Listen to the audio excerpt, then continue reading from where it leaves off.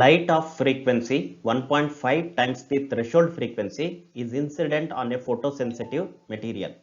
What will be the photoelectric current if the frequency is halved and intensity is doubled? So ಮೊದಲಿಗೆ frequency ಎಷ್ಟಿತ್ತು 1.5 times the threshold frequency. ಅಂದರೆ frequency of incident radiation ಏನಿದೆ that is greater than threshold frequency ಇದೆ, ಹಾಗಾಗಿ photoelectric effect is possible. Next ಏನು ಮಾಡ್ತಾ ಇದ್ದಾರೆ, it is halved ಅಂತ ಹೇಳ್ತಾ ಇದ್ದಾರೆ, ಅಂದರೆ ಅದನ್ನು ಅರ್ಧ ಮಾಡ್ತಾ ಇದ್ದಾರೆ. ಸೊ ಅರ್ಧ ಮಾಡಿದ್ರೆ ಏನಾಗುತ್ತೆ, 1.5 ನ್ಯೂ ನಾಟ್ ಇದ್ದಿದ್ದು ಡಿವೈಡೆಡ್ ಬೈ 2 ಮಾಡಿದ್ವಿ. ಸೊ ಅಲ್ಲಿಗೇನಾಯಿತು 0.75 ನ್ಯೂ ನಾಟ್ ಆಯಿತು. ಅಲ್ಲಿಗೆ ಇನ್ಸಿಡೆಂಟ್ ಫ್ರೀಕ್ವೆನ್ಸಿ ಏನಿದೆ that is less than threshold frequency ಅಂತ ಗೊತ್ತಾಗುತ್ತೆ. No matter what ever is the intensity double ಮಾಡ್ತಾ ಇದ್ದಾರೆ, ಅದೆಷ್ಟಾದರೂ ಮಾಡ್ಕೊಳ್ಳಿ, ತೊಂದರೆ ಇಲ್ಲ. First of all photo electric ಎಫೆಕ್ಟೇ ಪಾಸಿಬಲ್ ಇಲ್ಲ. ಯಾಕೆಂದರೆ ಈ ಕಂಡೀಷನಲ್ಲಿ when mu is less than mu naught, so then energy of the incident photons will be less than work function. ಹಾಗಾಗಿ ಫೋಟೋ ಎಲೆಕ್ಟ್ರಿಕ್ ಎಫೆಕ್ಟ್ ಸಾಧ್ಯನೇ ಇಲ್ಲ. ಸೊ ಹಾಗಾಗಿ ಇಲ್ಲಿ ಫೋಟೋ ಎಲೆಕ್ಟ್ರಿಕ್ ಕರೆಂಟ್ ಏನಾಗಿರುತ್ತೆ 0. ಸರಿಯಾದ ಆಯ್ಕೆ option C. Assume that light of wavelength 600 nanometer is coming from a star. The limit of resolution of telescope whose objective has a diameter of 2 meter is. ಇಲ್ಲಿ limit of ರೆಸೊಲ್ಯೂಷನ್ಗೆ ಬರ್ತಕ್ಕಂಥ expression ಏನಿದೆ 1.22 lambda divided by D. So substitute ಮಾಡ್ತಾ ಬರೋಣ. 1.22 lambda, lambda ಅಂದರೆ wavelength of light used, ಅದನ್ನೇನಂತ ಕೊಟ್ಟಿದ್ದಾರೆ 600 nanometre ಅಂತ ಕೊಟ್ಟಿದ್ದಾರೆ. ನ್ಯಾನೋ ಅಂದರೆ 10⁻⁹ ಡಿವೈಡೆಡ್ ಬೈ ಡಿ ಅಂದರೆ ಡಯಾಮೀಟರ್ ಆಫ್ ದಿ ಆಬ್ಜೆಕ್ಟಿವ್, ಅದನ್ನು 2 ಮೀಟರ್ ಅಂತ ಕೊಟ್ಟಿದ್ದಾರೆ. ಸಬ್ಸ್ಟಿಟ್ಯೂಟ್ ಮಾಡಿದ್ದೀವಿ, ಸಾಲ್ವ್ ಮಾಡ್ತಾ ಬರೋಣ. 2 300 ಟೈಮ್ಸ್ ಈಸ್ 600. ಸೊ ಇಲ್ಲಿ 3 ಇಂಟು 1.22 ಮಾಡ್ತೀನಿ ನಾನು. ಸೊ 3.66 ಬರುತ್ತೆ. 10⁻² ಉಳ್ಕೊಂಡಿದೆ, 10⁻⁹ ಉಳ್ಕೊಂಡಿದೆ. ಸಾಲ್ವ್ ಮಾಡಿದ್ರೆ 10⁻⁷ ಆಗುತ್ತೆ. ಯೂನಿಟ್ ಏನಾಗಿರುತ್ತೆ ರೇಡಿಯನ್. ಸೊ ಸರಿಯಾದ ಆಯ್ಕೆ option D. A resistance wire connected in the left gap of a meter bridge balances a 10 ohm resistance in the right gap at a point which divides the bridge wire in the ratio 3:2. If the length of the wire is 1.5 meter, then the length of 1 ohm of the resistance wire is. ಇಲ್ಲಿ ನಾವು use ಮಾಡಬೇಕಾಗಿರೋ formula ಏನಿದೆ ಅದು ಈ ತರ ಇದೆ. R/S = L divided by 100 - L. ಇದು balanced metre bridge ಇದ್ದಾಗ ಬರ್ತಕ್ಕಂಥ ಫಾರ್ಮುಲಾ. ಆರ್ ಅಂದರೆ ಲೆಫ್ಟ್ ಗ್ಯಾಪ್ ಅಲ್ಲಿ ಇರುವ ರೆಸಿಸ್ಟೆನ್ಸ್, ಅದ್ರ ಬಗ್ಗೆ ಮಾಹಿತಿ ಇಲ್ಲ. ಎಸ್ ಅಂದರೆ ರೈಟ್ ಗ್ಯಾಪ್ ಅಲ್ಲಿ ಕನೆಕ್ಟ್ ಆಗಿರುವ ರೆಸಿಸ್ಟೆನ್ಸ್, ಅದು 10 ಓಮ್ ಅಂತ ಕೊಟ್ಟಿದ್ದಾರೆ. L ಡಿವೈಡೆಡ್ ಬೈ 100 - L ಏನಿದೆ ಅದನ್ನ ರೇಷಿಯೋ ಡೈರೆಕ್ಟ್ ಆಗಿ ಕೊಟ್ಬಿಟ್ಟಿದ್ದಾರೆ. ಸೊ ನಾವು ಅದನ್ನ 3/2 ಅಂತ ಸಬ್ಸ್ಟಿಟ್ಯೂಟ್ ಮಾಡ್ತಾ ಇದೀವಿ. ಸೊ ಹಾಗಿದ್ರೆ ಆರ್ ಏನಾಗುತ್ತೆ 30/2 ಅಂದ್ರೆ 15 ಓಮ್ ಆಗುತ್ತೆ. ಸೊ ಟೋಟಲ್ ರೆಸಿಸ್ಟೆನ್ಸ್ ಏನಿದೆ of the resistance wire connected in left gap ಅದು 15 ಓಮ್ ಇದೆ. ಸೊ ಈಗ ನಮಗೆ ನೆಕ್ಸ್ಟ್ ಏನು ಕಂಡುಹಿಡ್ಕೊಳ್ಬೇಕು ಅಂದ್ರೆ ರೆಸಿಸ್ಟೆನ್ಸ್ ಪರ್ ಯೂನಿಟ್ ಲೆಂತ್. ಅದನ್ನ ಹೆಂಗೆ ಕಂಡುಹಿಡಿಯೋದು, resistance of the wire divided by its length. Resistance of the wire ಈಗ ನಾವು ಕಂಡುಹಿಡ್ಕೊಂಡಿದ್ವಿ 15 ಓಮ್ ಇದೆ. ಲೆಂತ್ ಆಫ್ ದಿ ವೈರ್ ಏನಂತ ಕೊಟ್ಟಿದ್ದಾರೆ 1.5 ಮೀಟರ್. ಸಾಲ್ವ್ ಮಾಡಿದ್ರೆ ನಂಗೆ ಏನು ಗೊತ್ತಾಗ್ತಾ ಇದೆ 10 ಓಮ್ ಪರ್ ಮೀಟರ್ ಅಂತ ಗೊತ್ತಾಗ್ತಾ ಇದೆ ರೆಸಿಸ್ಟೆನ್ಸ್ ಪರ್ ಯೂನಿಟ್ ಲೆಂತ್. ಅಂದ್ರೆ 1 ಮೀಟರ್ ವೈರ್ ಇದ್ರೆ 10 ಓಮ್ ರೆಸಿಸ್ಟೆನ್ಸ್ ಇರುತ್ತೆ. ಈಗ ಪ್ರಶ್ನೆ ಏನ್ ಕೇಳ್ತಾ ಇದ್ದಾರೆ 1 ಓಮ್ ಬರಬೇಕು ಅಂದ್ರೆ ಎಷ್ಟಿರ್ಬೇಕು ಲೆಂತ್ ಅಂತ ಕೇಳ್ತಾ ಇದ್ದಾರೆ. 1 ಮೀಟರಿಗೆ 10 ಓಮ್ ಇದ್ರೆ 1 ಓಮ್ ಬರಬೇಕು ಅಂದ್ರೆ ಎಷ್ಟು ಲೆಂತ್ ಇರಬೇಕು ಅಂತ ಇದನ್ನ ಹಾಗೆ ಕ್ಯಾಲ್ಕುಲೇಟ್ ಮಾಡಿದ್ರೆ ನಮ್ಗೆ ಗೊತ್ತಾಗುತ್ತೆ. ಅದು ಎಷ್ಟಿರಬೇಕು 10 ಸೆಂಟಿಮೀಟರ್. 0.1 ಮೀಟರ್ ಅಂತ ಬರುತ್ತೆ, ಅದನ್ನ 10 ಸೆಂಟಿಮೀಟರ್ ಅಂತ ಬರೀಬಹುದು. ಸೊ 10 ಸೆಂಟಿಮೀಟರ್ನ ನಾವೇನಂತ ಬರೀಬಹುದು 10 × 10⁻⁻² ಮೀಟರ್ ಅಂತ ಬರೀಬಹುದು, ಅಥವಾ 1 × 10⁻⁻1 ಮೀಟರ್ ಅಂತ ಬರೀಬಹುದು. ಹಾಗಾಗಿ ಸರಿಯಾದ ಆಯ್ಕೆ option A. Light with an average flux of 20 watt per centimetre squared falls on a non-reflecting surface at normal incidence having surface area 20 centimeter squared. The energy received by the surface during time span of 1 minute is. ಇಲ್ಲಿ flux ಏನಂತ ಕೊಟ್ಟಿದ್ದಾರೆ 20 watt per centimetre squared ಅಂತ ಇದೆ. So ಅದು ಯಾವ surface area ಮೇಲೆ ಬೀಳ್ತಾ ಇದೆ 20 ಸೆಂಟಿಮೀಟರ್ ಸ್ಕ್ವೇರ್ಡ್ ಮೇಲೆ ಬೀಳ್ತಾ ಇದೆ. ಅಂದರೆ what is the energy received per second ಅನ್ನೋದನ್ನು ನಾವು ನೋಡೋದಾದರೆ 20 watt per centimetre squared into 20 centimetre squared ಅಂತ ಮಾಡ್ತೀನಿ. ಸೊ ಹಾಗಾಗಿ unit centimetre squared per centimetre squared cancel ಆಯಿತು. ಸೊ 20 ಇಂಟು 20 ಅಂದರೆ ಎಷ್ಟಾಯಿತು? 400 ಜೋಲ್ ಪರ್ ಸೆಕೆಂಡ್. ವ್ಯಾಟ್ ಅಂದರೆ ಜೋಲ್ ಪರ್ ಸೆಕೆಂಡ್. ಸೊ ಪ್ರತಿ ಸೆಕೆಂಡು ಎಷ್ಟು ಎನರ್ಜಿ ಬೀಳ್ತಾ ಇದೆ? 400 ಜೋಲ್ಸ್ ಬೀಳ್ತಾ ಇದೆ. ಹಾಗಿದ್ರೆ 1 ಮಿನಿಟಲ್ಲಿ ಎಷ್ಟು ಎನರ್ಜಿ ಬೀಳುತ್ತೆ ಅಂತ ಪ್ರಶ್ನೆ ಮಾಡ್ತಾ ಇದ್ದಾರೆ. ಸೊ ಟೋಟಲ್ ಎನರ್ಜಿ ಎಷ್ಟಾಗುತ್ತೆ? Energy received per second into number of seconds in 1 minute. So ಅಥವಾ ಟೈಮ್ ಅಂತ ತಗೊಳ್ತೀನಿ. ಸೊ ಈಗ ನನಗೆ ಪ್ರತಿ ಸೆಕೆಂಡ್ ಎಷ್ಟು ಬೀಳ್ತಾ ಇದೆ? 400 ಜೋಲ್ಸ್.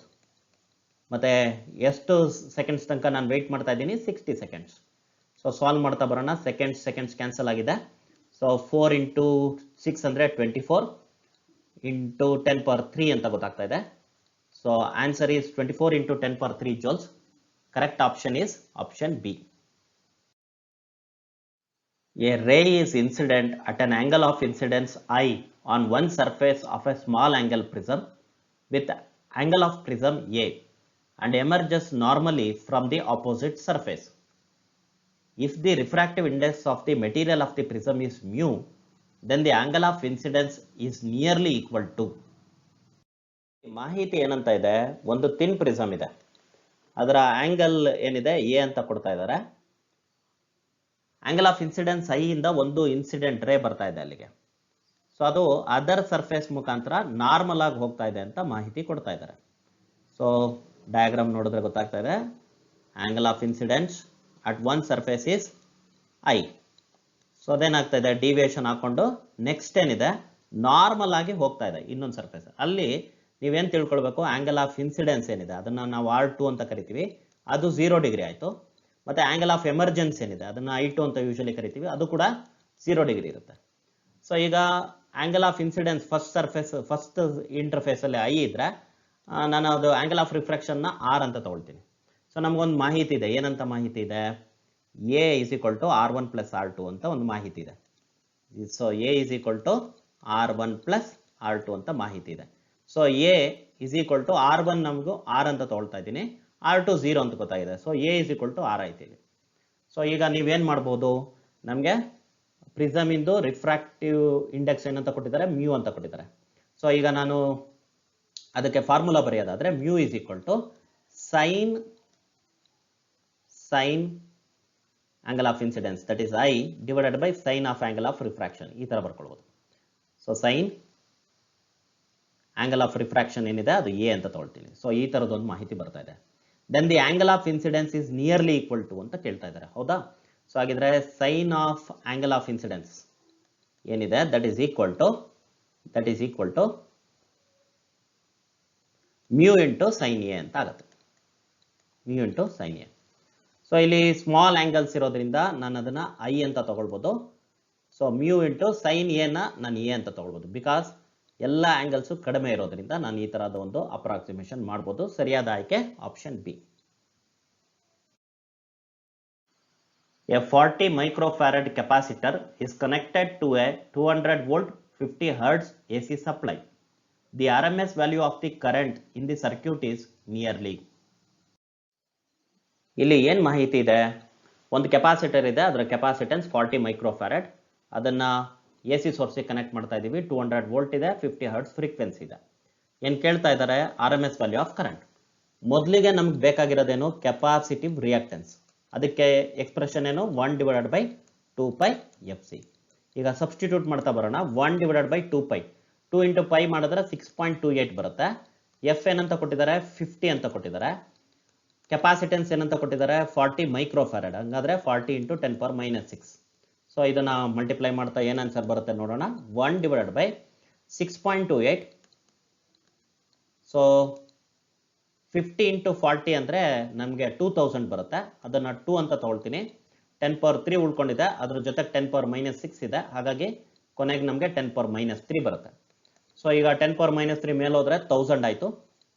ಡಿವೈಡೆಡ್ ಬೈ ಇದು 6.28 ಇಂಟು 2 ಅಂದರೆ 12.56 ಆಗುತ್ತೆ. ಅದನ್ನು ಜಸ್ಟ್ ಈಸಿಯಾಗಿ ಕ್ಯಾಲ್ಕುಲೇಟ್ ಮಾಡೋದಕ್ಕೆ ನಾನು 12.5 ಅಂತ ತೊಗೊಳ್ತೀನಿ.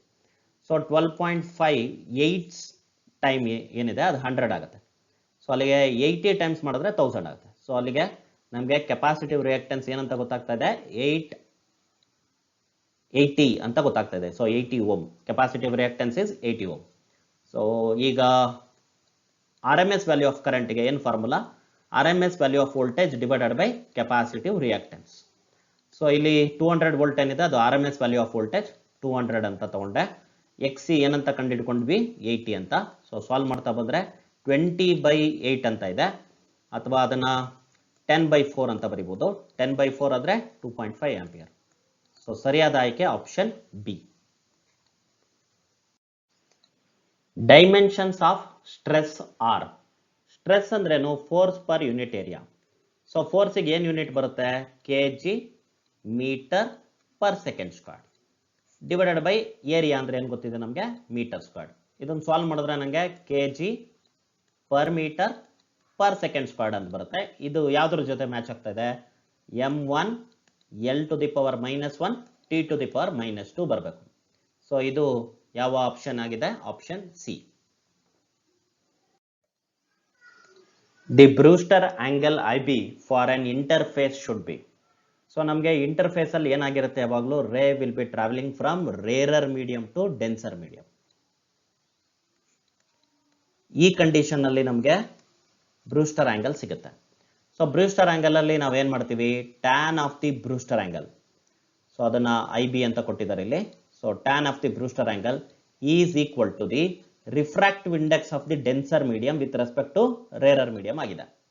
ಸೊ ನಮಗೆ ಈ ತರ ಮಾಡಿದಾಗ ಅಂದ್ರೆ refractive index of denser medium with respect to rarer medium ಮಾಡಿದಾಗ ಯಾವಾಗಲೂ ನಂಬರ್ ಏನಾಗಿರುತ್ತೆ, will be greater than 1. So will be greater than 1. So ಹಾಗಿದ್ರೆ ನಮಗೆ tan of some angle greater than 1 ಬರ್ತಾ ಇದೆ ಅಂದ್ರೆ ಅರ್ಥ ಏನು, theta should lie between 45 degree and 90 degree. So ಈ ತರ ವ್ಯಾಲ್ಯೂಸಿಗೆ ಮಾತ್ರ ನಮಗೆ ಬ್ರೂಸ್ಟರ್ ಆಂಗಲ್ IB ಸಿಗ್ತದೆ. ಸೊ ಸರಿಯಾದ ಆಯ್ಕೆ option B. A wire of length L, area of cross section A is hanging from a fixed support. The length of the wire changes to L1 when mass M is suspended from its free end. The expression for Young's modulus is. ಇಲ್ಲಿ Young's ಮಾಡ್ಯುಲಸ್ಗೆ expression ಏನಂತ ಬರುತ್ತೆ, y is equal to F/A ಅಂದ್ರೆ stress, linear stress divided by linear strain. Linear strain ನಾವು ΔL/L ಅಂತ ತಗೊಳ್ತೀವಿ. So ಇಲ್ಲಿ ನಾನು ಅದನ್ನ ಸಿಂಪ್ಲಿಫೈಡ್ ಫಾರ್ಮ್ಯಾಟ್ ಅಲ್ಲಿ ಬರೆಯೋದಾದ್ರೆ FL divided by A into ΔL ಅಂತ ತಗೋಬಹುದು. ಸೊ ಇಲ್ಲಿ ಅವ್ರು ಕೊಟ್ಟಿರೋ ಮಾಹಿತಿನ ನಾವು ಫಿಲ್ ಮಾಡ್ತಾ ಬರ್ಬೇಕಾಗತ್ತೆ. ಫೋರ್ಸ್ ಹೆಂಗ್ ಸಿಗ್ತಾ ಇದೆ ನಿಮ್ಗೆ, because you are hanging some mass.